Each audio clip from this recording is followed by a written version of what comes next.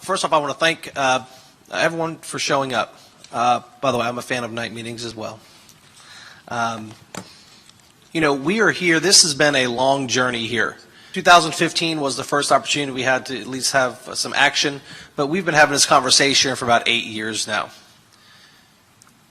And we're at a point where either we need to do this or we need to just move on. And I'll tell you why. Over the last 8 years, the competition has known that the city has been looking at this venture. And what has happened in those 8 years? Nothing. Your prices have gone up. We're still a gigabit fiber desert compared to surrounding communities. And so like the 50s and 60s, the private sector wasn't building roadways. The government built the roadways. And so for the folks in the room and those that are watching, today, now, fiber is our highway. That is going to be the key to our financial success moving into the future. And I say that because there's a lot of other things at play here. We own our hospital. We've owned it for, well, since we created it with a $1,000 donation in 1906. We built a hospital. What a fortunate community we are to have entered that business for the sake of our community. So you don't have to worry about dying in the back of an ambulance going to a hospital 40 or 50 miles away. And so that hospital lease has paid us a dividend for a number of years. To date, it's about $400 million is what that hospital has generated to our community. And those are hard dollars. In 1904, by a vote of 5-2, the Lakeland City Commission purchased what is now Lakeland Electric for $7,500. 115 years later, that entity has given us a community $600 million in dividends. And so the vision back then continues to the vision today. We have benefited as a community over close to $1 billion. And so our dividend piece, one of those pieces are going away. In 20 years, the hospital dividend will be no more. And so what way can we prepare for the future? And it's not for many of us in this room 20 years from now. It's for the young people that are sitting in this room and their kids and grandkids and your kids and grandkids and great-grandkids on what foundation can we leave them. And it's technology. And like many of you, I'm not a fan of the public sector competing, public sector competing with the private sector. I'm not a fan of that. But this community has spoken before when we try to privatize a city service, solid waste. And our community revolted. Why? Because you're not taking my garbage, man. I am happy with the service I'm getting and the price that I'm paying for it. You can come directly to those that are in charge to vent your frustrations or to give compliments, which are few and far between. And so this venture has more factors that are playing into it besides just cost. And Lakeland is not afraid of having difficult conversations. We welcome it. And not many communities can say that. And so I have a bunch of answers for comments, and I'm going to save that for a later time. We're here to listen today. But my point is that the argument that the government should not compete with the private sector, leave that rhetoric for national politics. You know us. You voted for us, for all of us. Not one of 435, not one of 100, not one of 60 in the Florida House, and not 120 in the House or 40 in the Senate. You voted for every single one of us. We work for you. And so I would not be a fan of this initiative if we didn't already have the infrastructure in place. We've had it in place for 30 years. You've been paying for it. And whether we do this initiative or not, you will continue to pay for that infrastructure. Right now, there are 25 lucky businesses and entities that are on it. They get to use it. Why aren't they using the current providers? Because you know what? Local government does things right. Forget the national politics, even state politics. You run this government, we work for you. And so as we move forward to discuss this conversation, think of those things. This is nothing new to Lakeland. Other people have failed. You know what? The city of Lakeland has been successful in a number of operations. And I wasn't here during the satellite dish realm. We probably had no business being in that, probably because we didn't have the infrastructure. We have the infrastructure that you pay for, you're continue to pay for, and not be able to take advantage of. And so I look forward to the conversation. For future commission meetings, I will answer some of these questions. But I would like to let folks know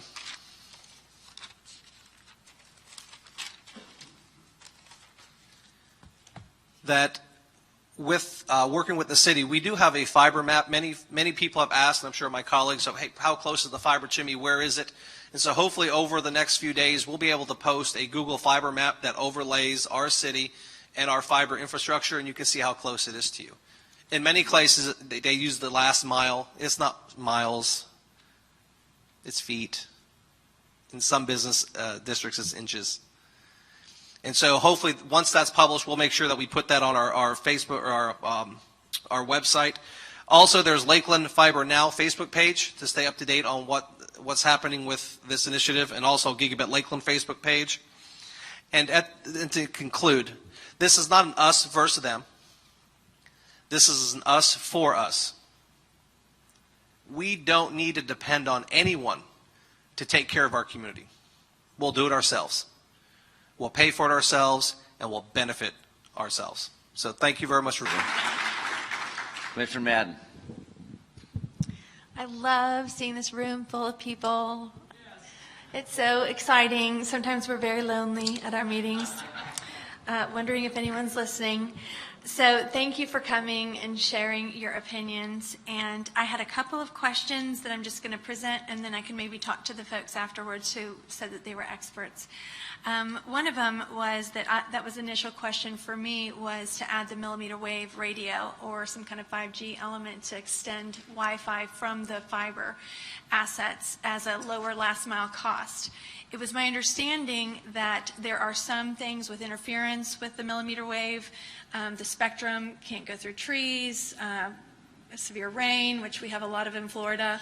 The interference was one thing. Also, when you think about, even if it was $10 to $20 million for the initial investment, the life cycle of the radios, I think I've heard are around like a 7-year life cycle, whereas the fiber is like a 30-year life cycle. So if you have to replace those every 7 years, that becomes more expensive ultimately than, just investing in fiber, which, they laid fiber under the Atlantic Ocean and no one's digging it up yet. I mean, it has a really long life cycle. And, light on a glass fiber until we beat the speed of light seems to have physics on its side. As a future-proof infrastructure for all of the devices. And when we got into this discussion, if you know me, I just love fiber, that technology, that light on a glass cable, because of its just amazing. Even the last speaker who said just one little tiny strand, can just be infinitely upgraded and updated. And the other, copper and coax, just, it can't compete. So, I started to think about this whole issue, and you think about going from gravel roads to paved roads to highways, as you have growth.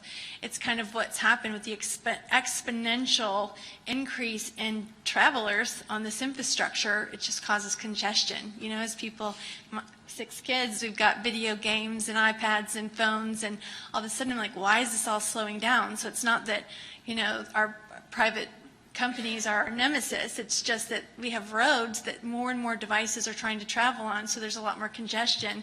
And so what is the infrastructure of the future if devices are going to exponentially increase even more? And so I think it's kind of like with the electrification of the country. It's sort of a luxury to have a light bulb instead of a candle. And if that's all it is having faster, liking our customer service more, or having faster, cheaper, speeds just for internet, for like emails or, Facebook, then that's a luxury. That's not worth maybe getting involved in just giving you a light bulb instead of a candle. But if all of a sudden electricity is not for just light bulbs, but for, your every appliance in your house, your microwave and your ovens and all of the devices that want to work on that infrastructure, and then the private companies don't have the capital to get the ROI to invest in those smaller towns and rural areas, I think that's when FDR said, it's time for the government to get involved. I mean, it's just like the lady so eloquently said about the street. Yay for me if I've got a street, to the edge of my town, but maybe I want to go see someone in the next town. So it's when everyone collectively works together. When something's a luxury, then I think the private businesses should absolutely take care of that. But if it becomes a necessity, then I think that's where, whether it's a public-private partnership or whether it's just the government filling in gaps, it really does make sense in my mind. And my last point I want to say that really has been compelling for me as a newer city commission going through 2 budget cycles is the realization that I think we had, Mr. Brossart, how much money did we bring in from property taxes last year? About $32 million. So listen to these numbers. We brought in $32 million. That's your property taxes. And how much do we pay for police? 42 million, $43 million. So we pay $42 million to keep y'all safe. And worth every penny, Chief. And we bring in $32 million in property taxes. So how are we paying for the rest of that safety? How are we paying for our firefighters? How are we paying for our parks and recreation? How are we paying for the services and amenities that we're showing you? It's Lakeland Electric dividends. It's that 115 years. So I know that somebody tried to compare internet with a golf course. Golf course to me is a park. There's some parks and amenities we like more than others, and maybe we can make cuts on those. Those are luxury items. But our electricity, it's an essential. And we've actually done a really good job. And when I knew that even if someone came in to compete with that Lakeland Electric, when I know that my Lakeland Electric gives me $32 million to pay for my police and my firefighters so that I'm safe in my neighborhood, who do you think I'm going to pick for my service? And so that's really what we're talking about here when we're talking about it. Thank you. I represent Lakeland Fiber Now. My name is Hans Arndt, and I'd like to thank everyone for being here today. Those of you in front of me and behind me. Us learning and sharing, that's really how communities are built. And I'm really ecstatic to be here. I'm just going to be blunt. Spectrum treats me like they're my only option. And the truth is, they're right. If you look at broadband maps provided by the FCC, broadbandmap.fcc.gov, you will see that the city of Lakeland lags other communities in the I-4 corridor when it comes to competition. Ladies and gentlemen, that is a problem. If we don't have access to the connectivity that we need, communities can really struggle. People will leave. To me, I was born and raised in Lakeland, and Lakeland has always been the shining city on a hill to me. We've always been leaders. We've always been the ones taking the foot forward. We built Lakeland Electric over 100 years ago, and we're faced with the same decision now. I say let's stand up and build this network. What you guys are doing in exploring a municipal broadband utility is amazing. The very fact that you guys are taking the time to look at this and explore it means we voted for the right people. Most of us here either have Spectrum, possibly Verizon, Frontier, and most of us have not had a very good experience with them. I wonder what the people of Lakeland would say 115 years ago had they decided to not create Lakeland Electric, our municipal-owned utility. What would they say? There's a calculated cost that comes with this. There are real risks with creating a broadband utility. A lot of them have been laid out, and everybody's here's fears, and making a financial mistake of $100 million is very real. So I would hope that you guys, one, Find somebody that can explain the technology a little bit better to our citizens. Okay? I've heard a bunch of stuff over here. Some of the information is misinformed. Some people have argued for 5G technology to be the wireless system for us. 5G wireless technology requires that you put nodes onto the existing wired fiber line. You already have the infrastructure in place. We have a huge leg up on other people and other cities because we already have that dark fiber optic network. And please, please, please find somebody who can explain that to us better so that we make sure that we don't make a mistake going into it. That being said, I'm largely in favor for it, and thank you guys, and thank my fellow citizens for coming out here and supporting an initiative and looking into that. Thank you, guys. Thank you, Jordan. Broadband in cable form is outdated. It is expensive. Requires a lot of infrastructure that is disruptive to other infrastructure. Buried cable means digging things up. It is unlawful for Florida cities to own broadband. Taxes will rise and have to be paid by citizens who will have no part in the new product. By the time it is complete, it will be obsolete. In fact, it already is obsolete. Verizon is out there right now installing 5G networks in communities across America. The NFL is having 5G networks installed in all the football stadiums in America. 5G bandwidth and speeds are at least equivalent to the fiber optics and will not disrupt existing community infrastructure. Users are the only ones who will pay for 5G, not taxpayers. Like the experience of my wife and I, you are looking into buying a pig in a poke. The city government has no business being in what should be private business. You already own a golf course, and my tax dollars are contributing to your more than $1 million subsidy to keep that course operating. I have never played a single hole of golf on that course, and yet I have to pay for it. I do not want to pay for a broadband network that technology will surpass, and I will never use. I say, forget about the city buying into cable broadband. The city has no business being in business that's competitive. There's one other aside. I mentioned a lot about 5G. I'm not in favor of 5G either, but it's better than cable networks. Thank you. Thank you, Paul. And Sandy Simpson will be after Paul. Yes, good evening, everyone. I'm Paul Cunningham.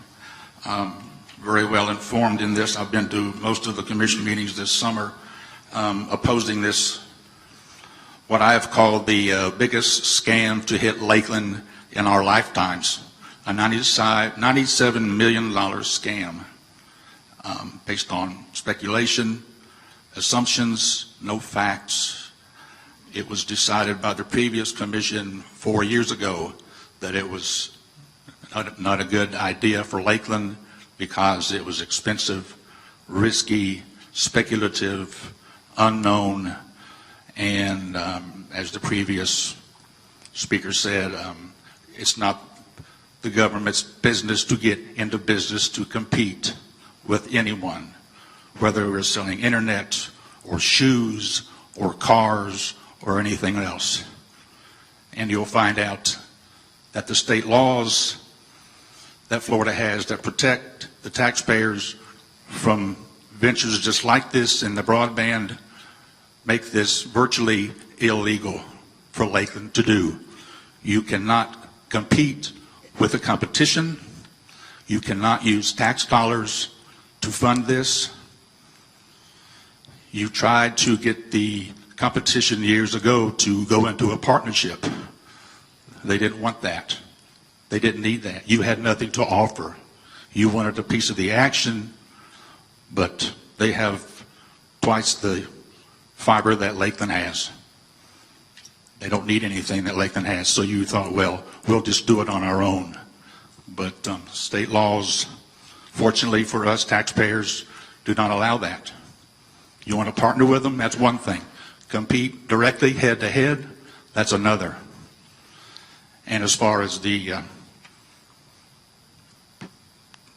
I forget the rate you call it, 38%, whatever, the people that sign up. Everyone, every taxpayer in Lakeland will be on the hook for this money, whether you take this internet or not. If you're happy with what you have, and if you have internet now, you can thank the local providers because they're here and they have been here. But you're going to end up subsidizing the people who sign up for this because we're all going to be on the hook. And when this fails, we will all be suffering because we will all be on the hook. Thank you. Thank you, Paul.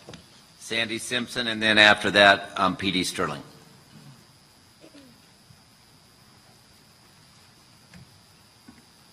Good evening, Commissioners, and thank you for the forum. I am at a loss to understand why the city feels it must go into a business venture.